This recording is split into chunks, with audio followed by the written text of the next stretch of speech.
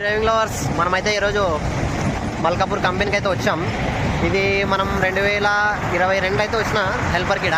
మళ్ళీ ఈరోజు వచ్చిన చాలా మారిపోయింది కంపెనీ.